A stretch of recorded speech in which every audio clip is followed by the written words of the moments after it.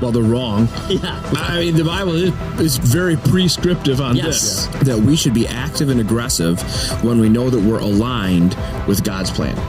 When kids grow up with a mother and a father who are committed to one another, they have the best chance possible to succeed. Because something that feels good in the moment may actually be bad later, and something that feels bad in the moment may actually be good later. But our world buys into the counterfeits that Satan offers so quickly and easily. Welcome to the Gathering Greenhouse, a podcast to help us grow together. I'm Steve. I'm David, and I'm trying to decide what color Steve's shirt is. Well, it's multiple colors. Oh, you got to say you're John. Well, I am John, but Steve's shirt is multiple colors. But it's like there's 3 tones in it. Is it mustard or is it maize? So I would call that a mustard yellow. Yeah, wouldn't you just say yellow? That's more like honey mustard. Well, you know, not like French's. I mean, yes, I would just say it's yellow. If somebody said to me, "What color is Steve's shirt?" I would say it's yellow and brown. It's a yellow shirt with brown stripes, and is that an orange stripe on it as well? Yeah, it might be pink. Well, there's navy in there too. A little bit of navy, like faded. Yeah. What is this made of? Felt. It's actually made out of felt. That's a great joke. We need to bring back those felt. Nobody knows why. What? It's because you were touching it. That's what it's felt. Yeah, it's a dad joke. Every dad should do this joke with their kids. You walk up to them. We'll show them how it works. Okay. Yeah. So pretend like you don't know. Okay. Hey, Steve, cool shirt. Oh, thank you, David. Is this felt? No, it's not. It is now. Oh. Oh. I can't stop thinking about those felt boards from Sunday school growing up. So Mary Ann is convinced that we need to bring flannel graph back for children's ministry. Because why? Yeah, kids love flannel graph. Yeah. It's tactile, it's visual. Kids can participate in it, and there's sheep. Like every flannel graph story ever has sheep. Okay, so I heard it's got to be hard to find them. And they're sheep, and I couldn't tell if you were saying that kids are sheep. They're sheep. No, or there is sheep. THERE. Gotcha. There are sheep. On the flannel graph. Yeah. Yes, I think flannel graph's awesome. Yeah, I mean every Sunday school class growing up, that was. You knew you were at a really rich church, like a wealthy church, if like they had separate flannel graph boards with actual backgrounds on them. Like our churches just had the blue one. Yep. It's just a blue flannel graph. And you maybe had a couple buildings you could put up, but yeah. Where did you get the supplies? Like, was there a place that sold that kind of stuff, or did you have to make it? You had to make it. You like go to Joann Fabrics and pick up some. All those like Lifeway and even like the Christian bookstores, they sold the kits and there were a lot more Christian bookstores back in the day. Right.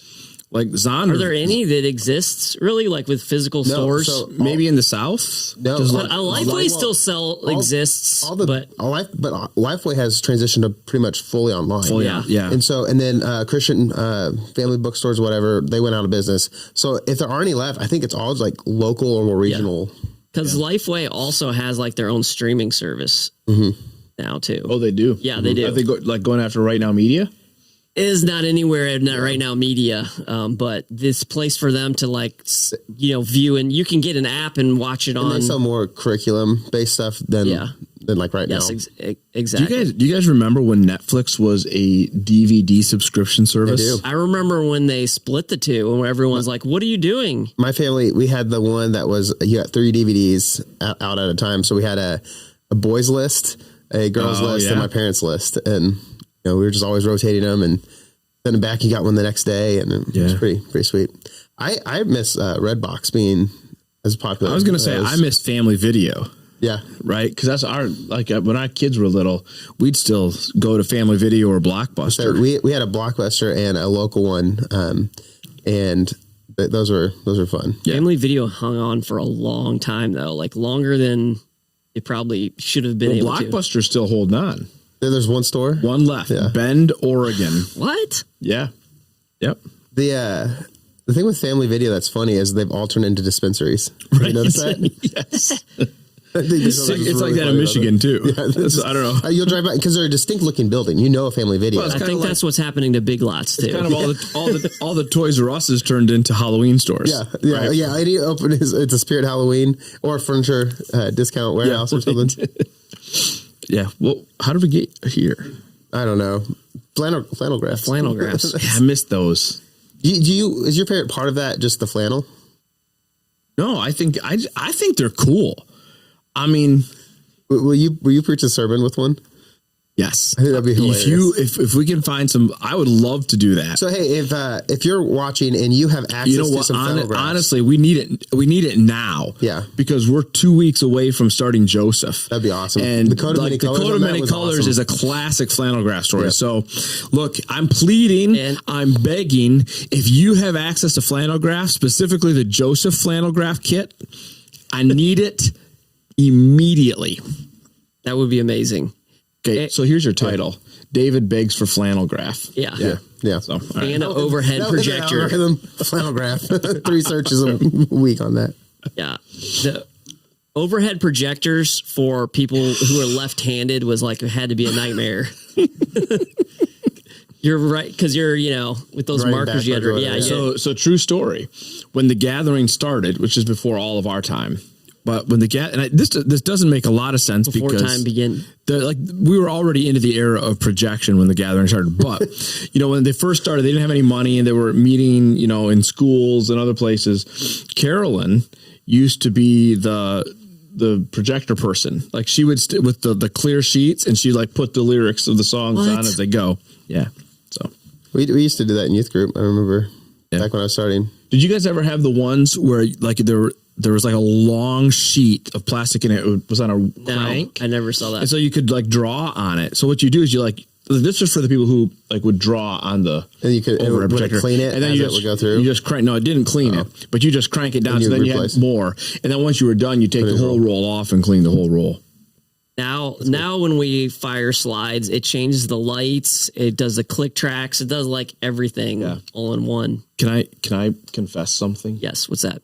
I don't think I've ever told anybody this. I don't know. You burnt the church down? Are you ready for this? So when I was in probably, I don't know, either late elementary or middle school, one of the privileges you could earn in school sometimes was getting to be the one who got to clean the overhead sheets.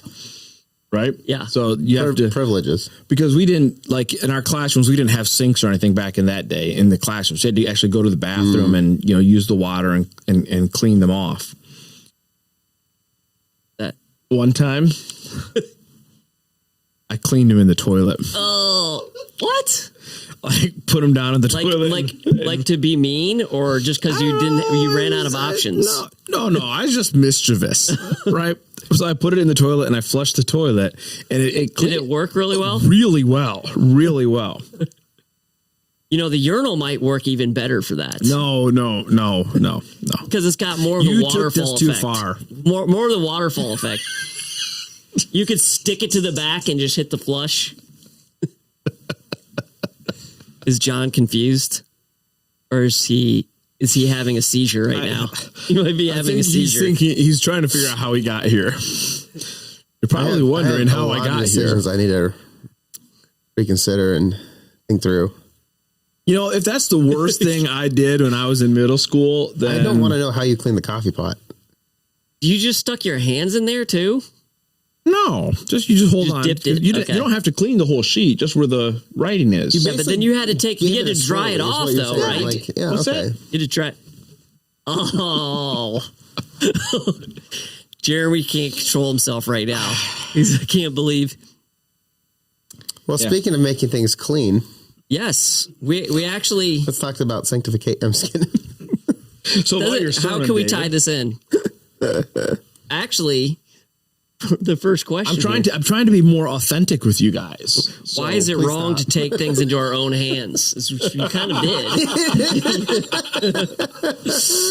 Because it always ends up in the toilet. All right, so we kind of have a screeching halt here and then change directions, right? So what was the question again? First off, great sermon on Sunday for the 7 or 8 people who showed up on Sunday. Because if you aren't, if you watch this and you aren't from here, I don't believe it actually works this way. But if it did, where God gave more points to certain people for going when they get to heaven, those 8 people. Oh, when they walked, when the people walked in the door that showed up in the worst of the storm, the look on their face was like accomplishment. They're like, heck yeah, we are here. Because I mean, there were like snowballs coming out of the sky at one point. It was thick. It was coming down heavy. It was just for Jeremy about on the 15 roof, for about 15 minutes. I mean, it was coming down fast. Okay. David doesn't believe it. Not impressed. Not impressed. Not impressed. It's no Michigan winter. No, we didn't get that much, but when it came down heavy, I mean, it was coming down a lot at one time. It did come down heavy for a little bit. Yeah, for a little bit. Yeah. For like a 15-minute period. Why did Jeremy just cut to me taking a drink? What? This episode is brought to you by Members Mark Diet Green Citrus Tea. Yeah, but we're in a sermon series right now. What's our sermon series? The plan. The plan. Okay. The plan. Which we did not do for this podcast. Clearly. The plan, right? And that so we're in Abraham right now. We're talking about Abraham. So, Father Abraham. First question is, why is it wrong to take things into our own hands, and when is it okay? All right. So on Sunday we talked about Abraham and Sarah not having a kid and kind of taking it into their own hands, having Abraham go, and bring Hagar on as a kind of a concubine / wife, so they could have a child that way. So, I talked on Sunday about, when we're afraid and we don't trust God, that's when we take things into our own hands. And I suggested there's two ways that we do that. One is we do something that we know God doesn't want us to do, because we're afraid of what will happen if we don't. Right. So for example, like somebody may be saying to me, hey, you need to do this to be cool. So like when you're a kid, you do this to be cool. It's like, well, God doesn't want me to do that. I know that's outside of his plan. But if I don't do that, I'm afraid of what will happen. People will ostracize me. People won't like me. The other way that we do it is we don't do something that we know God wants us to do because we're afraid of what happened. And I think in adulthood, we land more here sometimes in that we hold on to our resources. So whether that be our time or our energy or our money or whatever it is, we're afraid to give away what we have, even though we know God wants us to, because we're afraid of what will happen if I don't. Like if I give $10 in the offering, I might not be able to have Starbucks this week, or take it up to a larger scale. That's what it means to take things into our own hands, and it's dangerous because we are not as capable as God. And even though we think we can be successful on our own, almost always when we take things into our own hands, it ends poorly, as it did for Abraham and Sarah. Yeah. And for Abraham and Sarah, like you said in the sermon, that God had promised them multiple times that it was going to happen. They just couldn't wait or were afraid. Yeah. Patience. Yeah, they did not have patience. Yeah. So what could have Abraham, what should they have done? Waited. Yes. I wrestled actually with this sermon because there were two directions to go. One was to talk about, how to wait. Yeah. And one was to talk about how fear can harm us. Yeah. I went with the second, obviously, but I imagine later in this series we'll have opportunity to talk about waiting, so we'll be able to get back to that. Yeah. So when is it okay to take things into our own hands?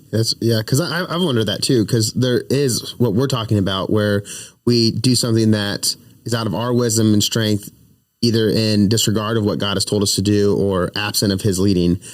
But then there's also this sense that God has given you things like wisdom. He has given you insight. We are thinking creatures. We have intelligence. And there are times where I see people get crippled because they're so afraid to take a step because they're just like, unless God makes it abundantly clear which way to go, I'm not going to move at all. Where I would often say in those situations, God has given you the resources to make a decision. Mm-hmm. How do you discern the difference between those two things? Yeah. So discern's a really good word, because I think that's what's required. It's not something that it's clear, cut and dry, black and white. We have to be able to discern that. And I think what I would say is look at Adam, right? So when Eve's in the garden talking to the serpent, we only find out right at the end of the story, and Eve gave the fruit to her husband who was with her. It's like he's been there the whole time doing nothing. And so God did not create us to be passive. So no, we shouldn't take things into our own hands, but also no, we shouldn't be passive. So we've got to find that middle ground. And I would suggest that we should be active and aggressive when we know that we're aligned with God's plan. And so, if I'm making efforts to align myself with God's plan, and there are times when I know I'm aligned with God's plan because I'm doing what he's already told me to do, right? If I'm being generous to people, if I'm being gracious to people, if I'm being forgiving to people, then I'm doing what he's told me to do. I know I'm aligned with his plan. I ought to be active and aggressive in that. There are other things in life that's a little tougher. Like, should I take this new job? Should I marry this person?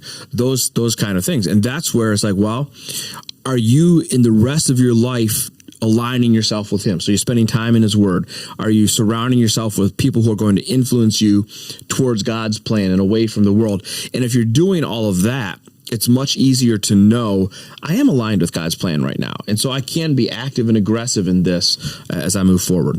And to be able to do that, you have to have a baseline understanding of what God's plan is and what is in accordance with those things that you should just do anyway. And, and it's probably worth saying that all of that kind of assumes that what we're talking about is taking that next step. Yeah. We're not talking about what happens 5 years down the road, but what's the next thing that you're going to do? Is that aligned with God's plan? Yeah. So, and I think that along with what you're saying is it sometimes waiting on God is going to have consequences for you, right? And they could be negative consequences. And also knowing when it's okay and not okay can also have negative consequences for you. But ultimately God brings together things good. Yeah. And how do you, like, the whole thing is, how do I know when a good thing is a good thing? How do I know when a bad thing is a bad thing? Because something that feels good in the moment may actually be bad later, and something that feels bad in the moment may actually be good later. And I think that's where people get tripped up with it, is it, I want to stay away from the negative consequences and I want to lean into things that are good for me or feel good. Yeah. And it's got to be good down the road, not just in the moment. Yeah. And I think that's where knowing what God's plan and purpose is for us helps us to be confident in those decisions that we make. We're like, I don't want this to happen to me, but I trust that God has my best interest in mind. So I'm going to follow what his plan is for me. Yeah. Yeah. And it might be worth saying here that God's plan and purpose, he does have a good plan for each of us. He promises us that. But also his bigger plan and purpose is to build his kingdom. Mm-hmm. Right. So if you really want to know if you're aligned with him, hey, is what I'm doing building God's kingdom? Then you're aligned. Yeah. And I think there is something else in that, is that with the concept of patience, and that is, it is better to faithfully and obediently wait on God's plan versus doing your own way, even if you don't see the fruition of the fulfillment of those promises. That obedience and that faithfulness in and of itself is a piece of that reward in a sense for us. And so it is still better to wait in obedience than to not trust God and jump the gun and do what you want. Yeah. Okay. Next question is, why does the Bible make such a big deal about sex and marriage? Okay, cool. Yeah. So, hey, parents, now's a good time to go earmuffs for the kids, not for you. PG-13 warning. Yeah, we're gonna go a little PG-13 here, because the story of Abraham, Sarah, Hagar, and Ishmael is a little PG-13. Is that basically Sarah says to Abraham, "Go sleep with my servant." Yeah. And maybe you get a kid that way. And this is a great place for us to really be practical about what it means to take things into our own hands versus waiting on God. Because what happens here is they take something into their own hands and it violates God's plan for marriage and the family. And it does so sexually, right? Boil this down to what it is. Abraham is going to have sex with a woman who's not his wife. And that's outside of God's plan. God's plan, one man, one woman together for life, right? Committed to only one another. So why is this such a big deal? Yeah. Well, one of the reasons it's a big deal is because God's creation is designed around the family. That, a good family is the building block of society. So when kids grow up with a mother and a father who are committed to one another, they have the best chance possible to succeed. Now, I get that not everybody gets that opportunity. We live in a fallen world. There are single parents for lots of different reasons. And, that's the reality. Single parents can still be amazing parents, and they often are. There's a lot of redemption of God working in situations like that to show off how good he can be despite things not working the way he intended. Yep. Yeah. That's completely true. But why does sex matter? I think that's really the question. Like, why is it such a big deal that Abraham goes and sleeps with somebody else? The marriage being a big deal, I think is important there too, because it is a theme throughout the Bible. I mean, we see a lot of things compared to marriage and stuff like that as well. Like this kind of starts, with some of the understandings of the following generations and things. Right. Yeah. I mean, you see the breakdown of the marriage here, and you're going to see it again 2 generations down the road. Because actually, Isaac and Rebecca have a pretty good marriage, which is kind of funny. But then, I mean, just, we're not going to talk about this anymore, but Isaac actually might be the best of the patriarchs, right? He gets the least amount of press in Genesis, but he might be the best. But, right. I know what you mean, but I thought that. Kind of the point, right? Is there's not a lot of drama when you just do what God tells you to do, and he's and his kids liked him too, you know? Both of his sons liked him, but then you have Jacob, right, who has the 2 wives and the 2 concubines, and you see this massive dysfunction with their kids. But to circle back to this, because we need to hit this point, and it's worth hitting. This is a good setting for it. Yeah, because I can't talk about this on a Sunday morning. Yeah, right. So when we talk about sex and why the Bible says what it says about sex is reserved for a man and a woman who are married and committed to each other. So if you're having sex with someone who's not your husband or someone who's not your wife, then you're outside of God's plan and you're taking things into your own hand. And however you rationalize it, however you excuse it, if you're having sex with someone who you are not married to, you're outside of God's plan. And why is this a big deal? Well, let me walk through it. So number one, there are 3 reasons for sex. There's probably more than that. Let me give you 3. The 3 big ones. Number 1 is for pleasure. It's fun, right? That's a given. It's a good time. That's okay. Good. Done. Number two, it's for bringing people together, right? It's a massive act of intimacy. Nothing makes people more intimately connected to each other than having sex together, which is, why it's designed for marriage and why a relationship should build up to that point, right? The whole idea is I meet somebody, we date, we court, whatever you want to call it. We like each other. You continue to like each other. We make commitments to each other. And then we engage in this act of intimacy to bind us together even more. Our culture's flipped that. Because now it's like the first thing we do is we hook up. And then after that, we decide if we're going to like each other or not. And this is why relationships are so messed up. This is why so many people are dealing with psychological issues and depression and anxiety and all that, because we have completely flipped relationships and intimacy upside down. Number 3, the reason is to have kids, right? There's no other way to have kids than sex. I mean, I know we can technically reproduce the reproduction, but it's still the same thing, right? And this is why marriage is reserved for one man and one woman, because that's what it takes, a man and a woman together, and that's where the baby comes from. And here's the thing, God designed it so that when we do it his way, the intimacy is in the right time, in the right place, and it builds the relationship. And when we have kids, the kids are born into the ideal situation. And as soon as we get outside of God's plan for this, everything gets messed up. So we can look at this and say, in our world, we can see we've gotten this backwards and it's messed us up terribly. And you see that with Abraham and Sarah, right? As soon as they get outside of God's plan, it messes everything up.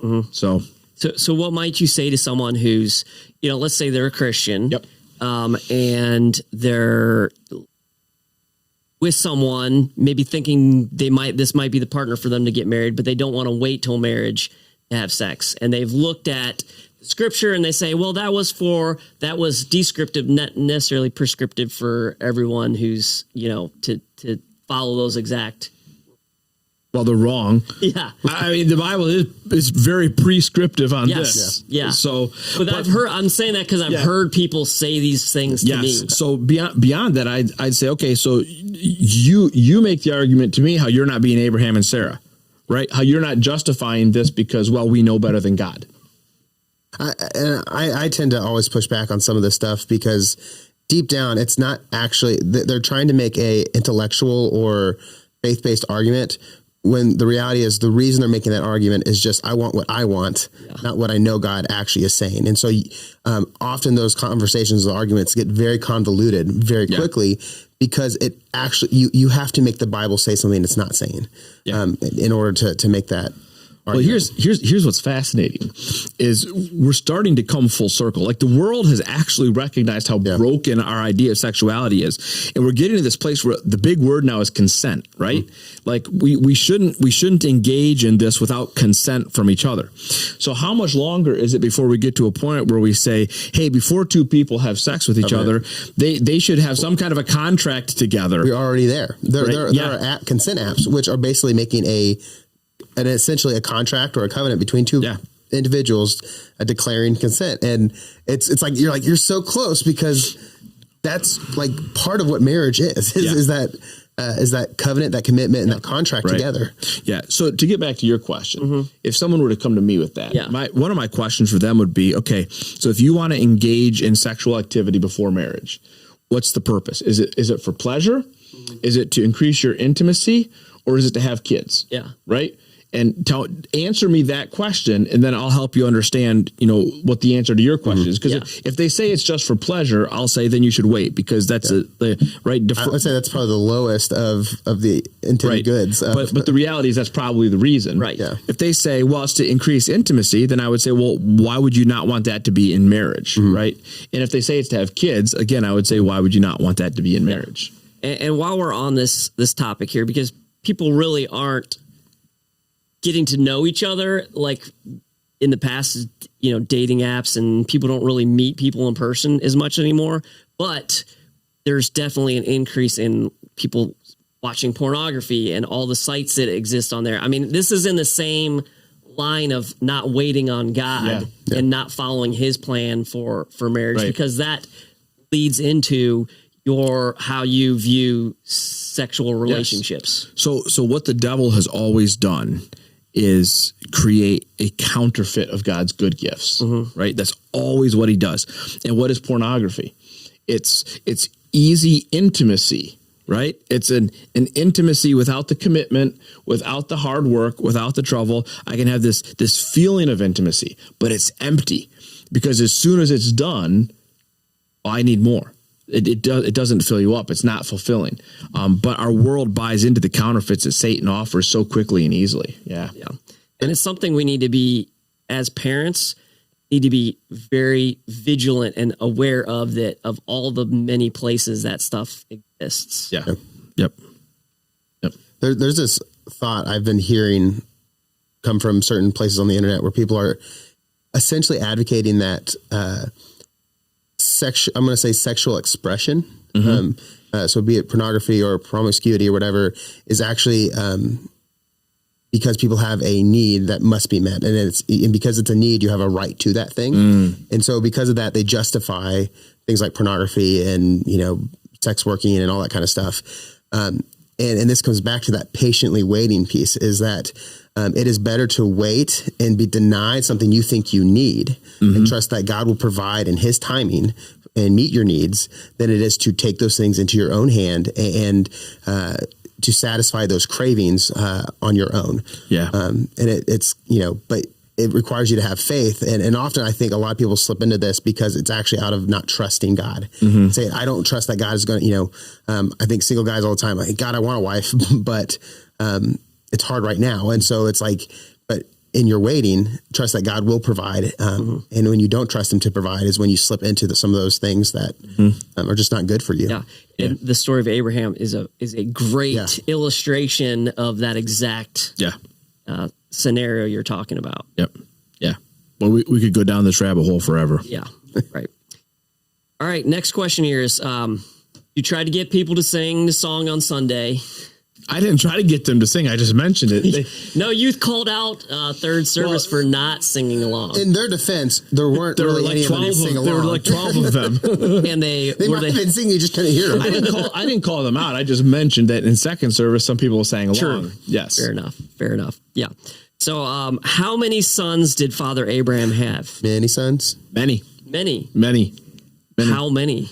If you could count the dust, then that's how many there would be. I like the star example better. Counting dust sounds way worse than counting stars. It wasn't my idea. God said it. So take it up with him.